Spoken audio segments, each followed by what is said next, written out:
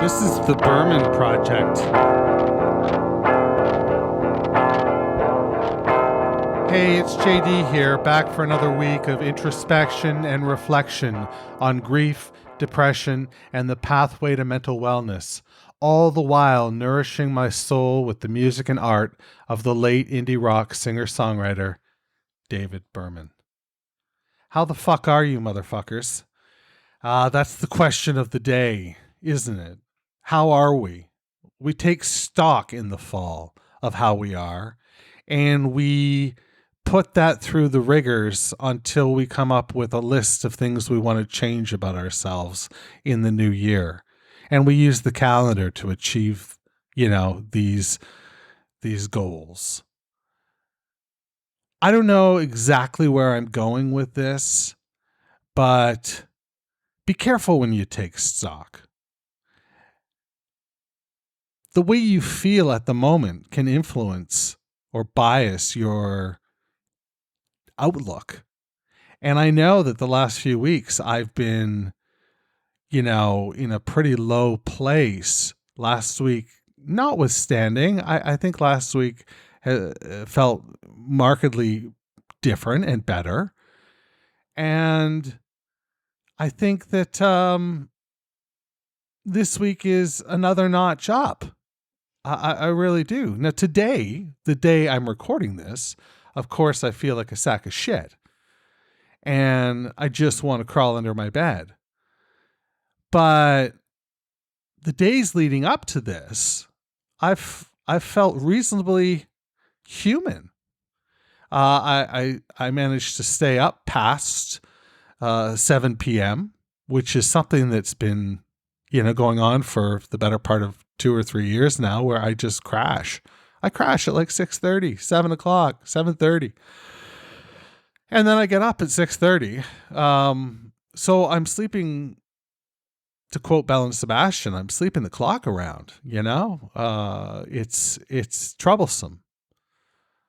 So there's that. Aside from staying awake a little longer, I've just had a bit more pep in my step. I've went for a couple walks the last consecutive days. Now today it's very cold out. I probably should try and go for a walk, but it's afternoon now and I don't do a whole lot in the afternoon. The afternoon is tough for me. It's sort of morning or bust, and it's feeling like a bust at this point. So I don't know, but I got to toughen up because this is just the start of winter. And fuck, does winter ever suck? Oh, it's so dark and it's cold and it's wet on your feet and it's just miserable. It's the realization of melancholy. It's the physical manifestation, rather, of melancholy. It's just, ugh. And it does nothing for my, my natural, I'm fucking totally okay disposition. So there's that. But I ask again, how are you? How are you? I hope you're all right. I've got a couple real nice letters over the past couple of weeks. One of them, came during a therapy session, and it was so gratifying to think that not only are people out there listening to this and participating in this, but that they would take the effort and time to drop me a note. It means so much. It's pretty fucking cool. Pretty fucking cool. Send in the clouds, bring down the rain, shut all the blinds and turn out the lights.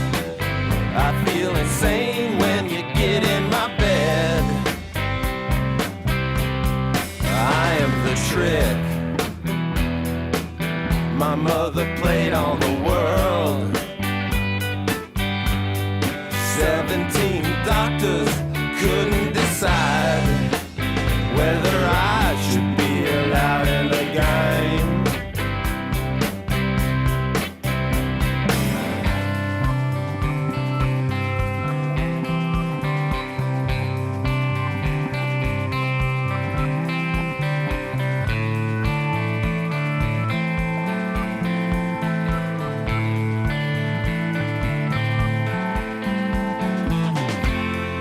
Why can't monsters get along with other monsters? Suat-a-santra, Suat-a-santra, Suat-a-santra.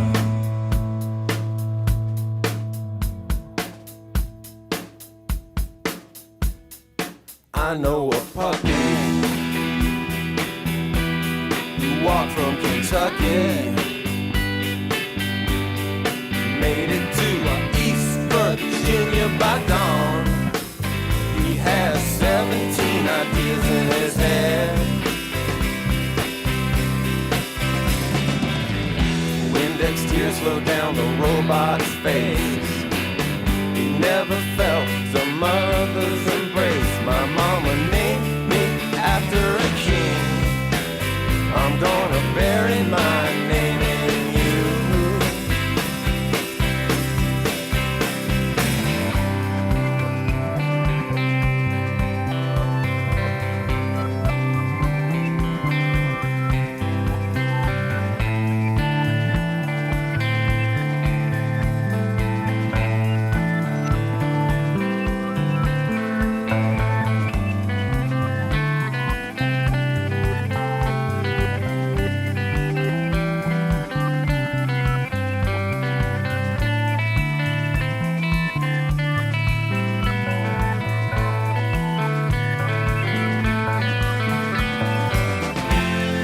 Why can't monsters get along with other monsters? Suat-a-santra, Suat-a-santra. They don't want to.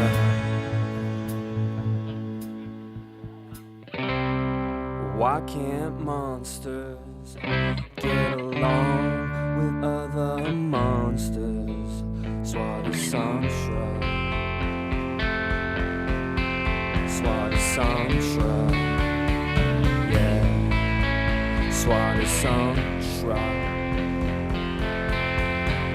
Suat-a-santra. Whoa, Suat-a-santra, Suat-a-santra.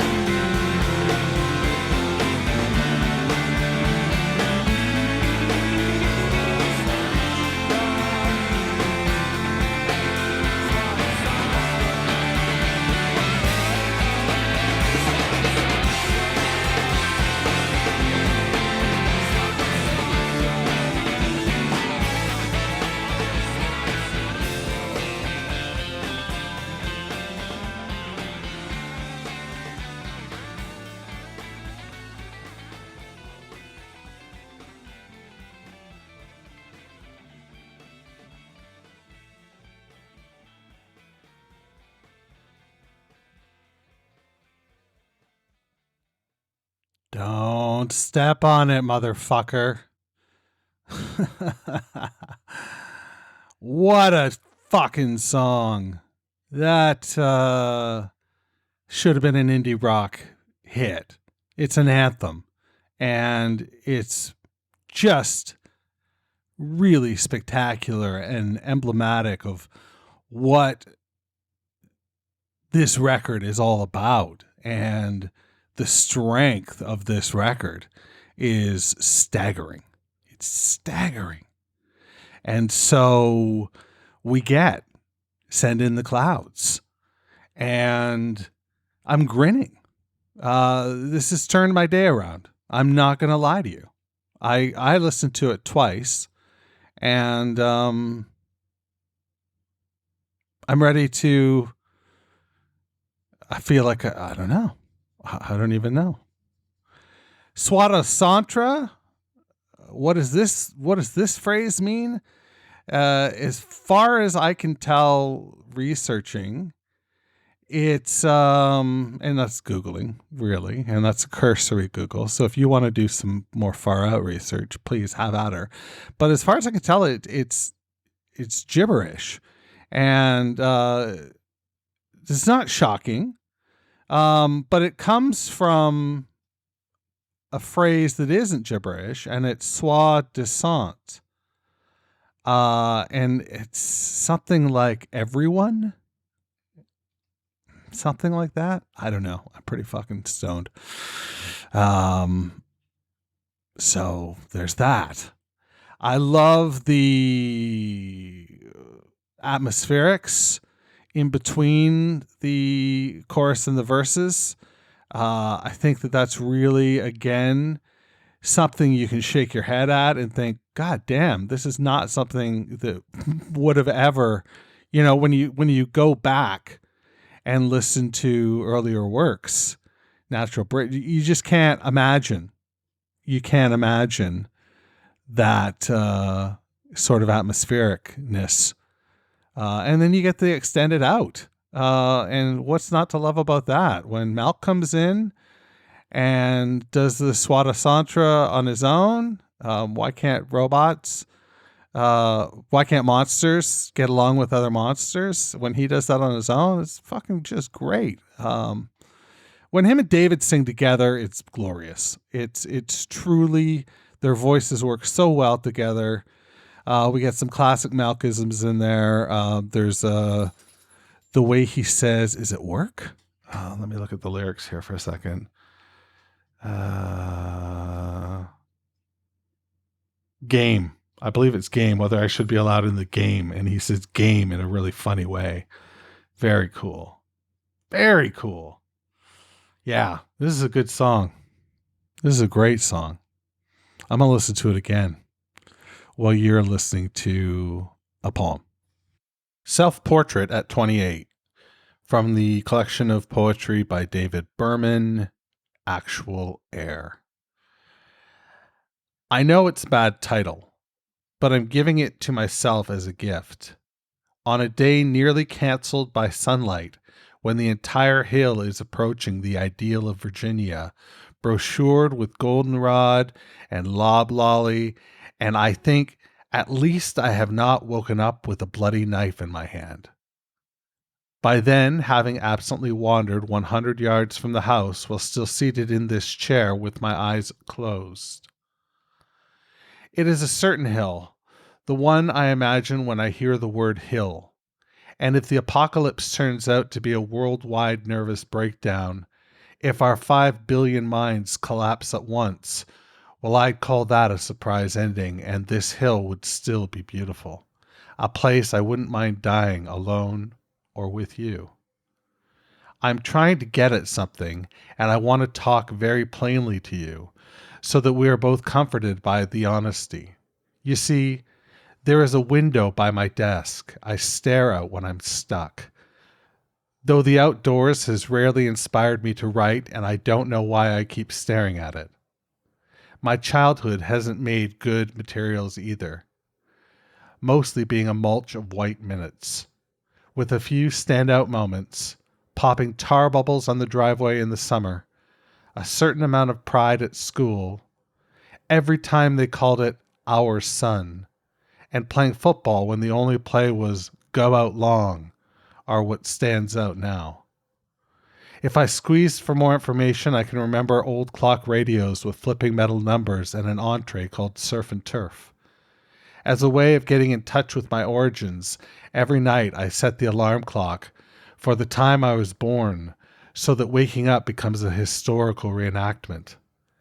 And the first thing I do is take a reading of the day and try to flow with it, like when you're riding a mechanical bull and you strain to learn the pattern quickly so you don't inadvertently resist it. That is part 1 of Self-Portrait at 28 by David Cloud Berman. There are a couple parts to this poem, so we'll go through this week over week and see how we end up. But that's what we're going to do. So there's that. So this is the first week that I recorded the poem separately. I didn't go in like chronological order of the actual podcast that you listen to. So just to explain how I was able to listen to that song while you were hearing the poem, now you know. Now you know, because I was just doing some editing. I was just dropping it in there, as they say. So something else came up. Well, first of all, let's just talk about this poem briefly. Because it's one of 6 parts. So I'll do what I did for the other poem, and I'll stitch it all together at the end, and you can get the whole thing for effect. I think it's a tremendous work. It's, pretty deeply introspective.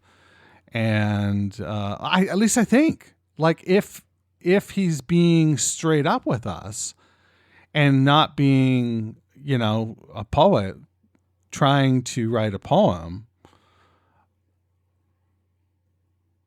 that is somewhat elusive, then I think it's pretty straightforward. But that's art. Art is fucked that way, right? It can be straightforward, and then all of a sudden the artist can tell you no. And should an artist tell you no? I don't know. I think once the art is released to the world, it's everybody's, personally.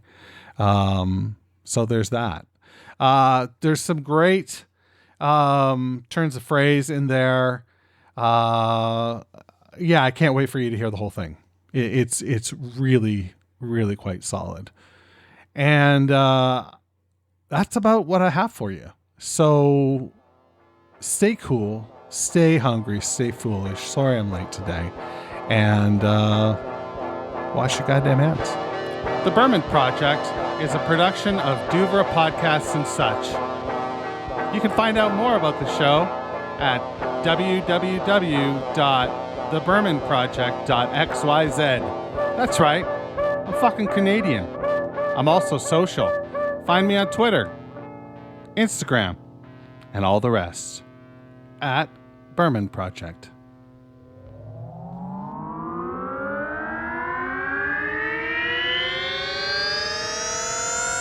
Duvra Podcasts and Such.